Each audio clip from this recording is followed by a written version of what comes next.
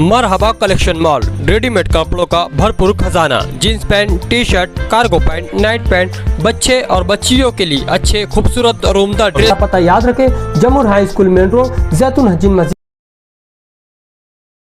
मालेगांव में सामान्य रुग्णालय जो है वो 200 बेड का है और वहाँ पे जो भी पेशेंट ट्रीटमेंट को आता है उनको अच्छी तरह से ट्रीटमेंट दी जाती है। लेकिन फ़िलहाल 20-25 दिन से वहाँ पे कुछ आईवी फ्लूइड्स और इंजेक्शन मेडिसिन यानी ओरल टैबलेट्स की कमतरता हुई और उसके बारे में मुझे फ़ोन आए थे, तो मैंने अपने डॉक्टर योगेश पाटिल साहब और नासिक के सिविल सर्जन उनको भी मैंने फ़ोन, चारुदत्त शिंदे साहब को भी मैंने फ़ोन किए और बाद में कलेक्टर साहब से भी मेरी बात हुई। तो ये बात निश्चित रूप से उन्होंने भी कबूल की कि ये जो कमतरता है तो इसके बारे में हम जल्द से जल्द कोशिश करके मेडिसिन उपलब्ध करके देंगे। और मुझे एक बात की खुशी है कि डीपीडीसी के माध्यम से 7 करोड़ 25 लाख रुपए मंजूर हो गए हैं और वो ऑर्डर भी सिविल सर्जन साहब ने मुझे भेजी है। मैंने उनको बोला है कि जो भी कुछ मालेगांव के सामान्य रुग्णालय के बारे में कुछ भी अड़चन या आपको ज़रूरत पड़ेगी तो आप मुझे ज़रूर बताइएगा। मैं इसके आगे भी मैं सहयोग दूंगी और 2 महीने का बफर स्टॉक इसके आगे मैंने उनको बोला है कि वो ज़रूर आप प्रिजर्व करके रखो और जब भी मेडिसिन ख़त्म होने की यानी समय आएगा तो वो 2 महीने का स्टॉक जो है वो हम यूज़ कर सकते हैं और तब तक नए मेडिसिन आ सकते हैं।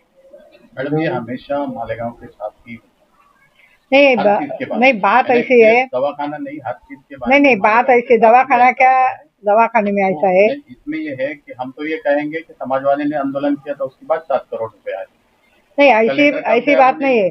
समाजवादी पार्टी ने आंदोलन किया मैं नहीं बोल सकती, लेकिन जैसे भी मुझे अपने मतदार उन्होंने फ़ोन किए, सामान्य नागरिकों ने फ़ोन किए, तो मैंने अपने यहाँ के जो अधीक्षक मेडिकल अधीक्षक है अपने योगेश पाटिल साहब, उनको मैंने फ़ोन किया। वो परिस्थिति मैंने समझ लिया और बाद में सिविल सर्जन और कलेक्टर साहब को मैंने फ़ोन किया कि ये तुरंत जो मेडिसिन है ये उपलब्ध किया जाए और उसके लिए तरतूद किया जाए। तो कलेक्टर साहब ने तुरंत 7 कोटी और 25 लाख मंजूर किए हैं। मैडम, आज जो है मुंबई में इतना बड़ा आंदोलन जिसमें सारी पार्टी के नेता वहाँ पे थे, तो आप क्यों नहीं गए? क्या नहीं, ऐसे है, हमारे जो वरिष्ठ नेता है वो उस रैली में उपस्थित है। हाँ, कांग्रेस और की तरफ ध्यान नहीं दे रही है।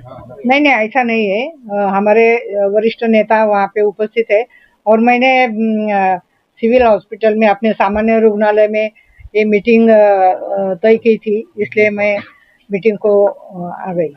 मैडम, समाजवादी पार्टी के मुस्तकीम डिग्नेटी ने गांधी जी पुतले के पास भीख मांगो आंदोलन आपके नाम से भी किया था और एमएलए के नाम से भी। उनका ये कहना था कि डॉक्टर ने आपको लेटर दिए, यहाँ से लेटर मिला कि यहाँ पे दवाई गोली नहीं है, आप लोगों ने कुछ नहीं किया, इसके बाद वो वहाँ पे चंदा मांगने के लिए बैठे दवा गोली से। नहीं, बात ऐसी है कि जैसे ही यहाँ पे दवाइयों की टुकड़ा हो गया, बराबर है, उसके बाद में मैंने सिविल सर्जन और कलेक्टर साहब को मैंने फ़ोन किया। 15 दिन उसको तो टाइम लगता है ना, दवा आने को टाइम लगता है और उन्होंने क्या किया मुझे तो कुछ मालूम नहीं। उन्होंने मुझे, किसी ने मुझे फ़ोन भी किया नहीं है। हाँ, अपने दवा गोली कब से यहाँ पे मरीजों को मिलेगी? अभी सोमवार के बाद अभी जो भी ऑर्डर हुए तो सोमवार के बाद मेडिसिन आना चालू हो जाएगा। मैडम आपने इसमें पत्र व्यवहार किया या जिला नियोजन समिति ने खुद दिया है ये फंड? नहीं, पत्र व्यवहार मैंने फोन किया, अपने उप संचालक उनको भी मैंने फोन किया, उनसे मिली, मैं उनको बताया कि ऐसा ऐसा परिस्थिति है और हमारे मालेगांव के जो ये हॉस्पिटल है सामान्य रुग्णालय, ये 200 बेड का है, 240 260 पेशेंट एडमिट होते हैं, तो यहाँ पे आप ज्यादा से ज्यादा मेडिसिन जो है वो उपलब्ध करो, ऐसा मैंने उनको बोला। इसके आगे भी ऐसा ये नहीं होना चाहिए, ये खबरदारी लेने को भी मैंने बोला। 15 दिन से मैं इसमें मांगने से नहीं हो जाता। तो महीनों से तो मालूम पड़ा ना अजी साहब, महीने भर से कई महीने से ज्यादा हो गया दवा गोली की यहाँ पे तकलीफ चल रही है, तो अभी तक के ये आप लोग क्या कर रहे क्या नहीं, इसको तो आवाम को तो पता नहीं है ना, ये चीज तो लोगों को मालूम पड़ना चाहिए ना क्या हो रहा है क्या नहीं है। ताई पॉलिटिकल नहीं है, मैं आप लोगों से गुजारिश करना चाहता हूँ। नहीं ऐसा है, 15 दिन से सीएस साहब से मिले हम लोग जाकर के, और ये पार्ट पावर जब से चालू है, लेकिन हमने उसको अखबारी बयान नहीं दिया। काम होने के बाद भी कोई भी बयान देना चाहिए, ये हमारा कर्तव्य था। नहीं, हमारा फर्ज है ना, जिधर भी कुछ भी कमतरता है या दिक्कत है तो ऊपर राज्य शासन है, केंद्र शासन है, उनको बताना हमारा काम है, और वो कोशिश हमने किया है। मोबाइल रिकॉर्ड हो रहा नहीं, मोबाइल आप जब आप सुन रहे थे, जब मोबाइल का ये चालू था, तो उस वक्त ही उन्होंने बोला कि आपकी वजह से आप काम कर रहे हो इस मामले में। हम ये नहीं कह रहे हैं कि आप काम नहीं कर रहे, काम आप कर रहे हैं, पत्र व्यवहार कर रहे हैं, लेकिन ये लोगों में ये चीज मालूम नहीं है ना कि आप ये कर रहे हैं कि नहीं कर रहे हैं। नहीं, काम करना ये मेरा कर्तव्य है।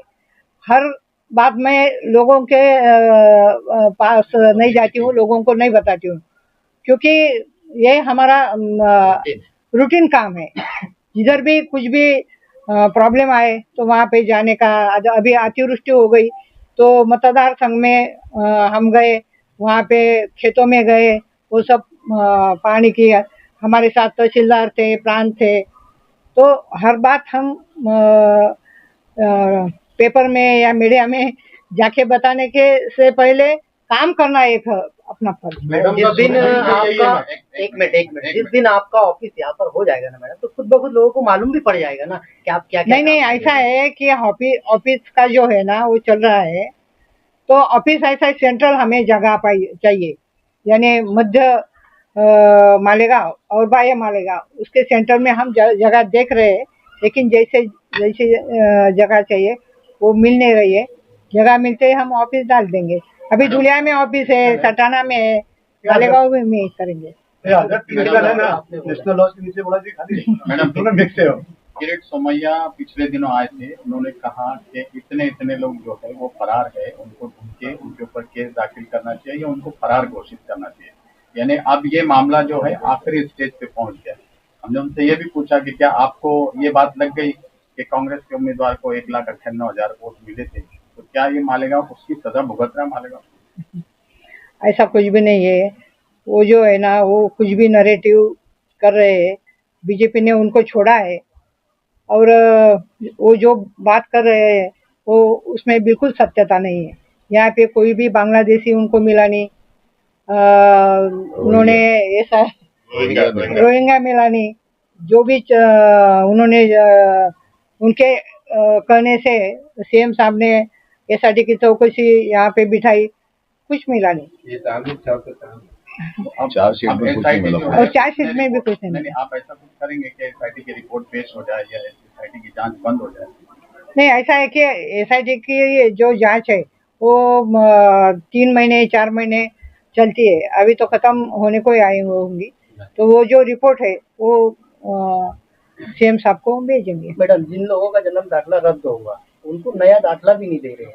नहीं, अभी उनको देना पड़ेगा ना, कुछ टेक्निकल प्रॉब्लम की वजह से अगर रद्द हुआ है तो उनको देना पड़ेगा। जो भी कागज पत्र अगर अपने लोग उनको देंगे तो उनको दाखिला देना ही पड़ेगा।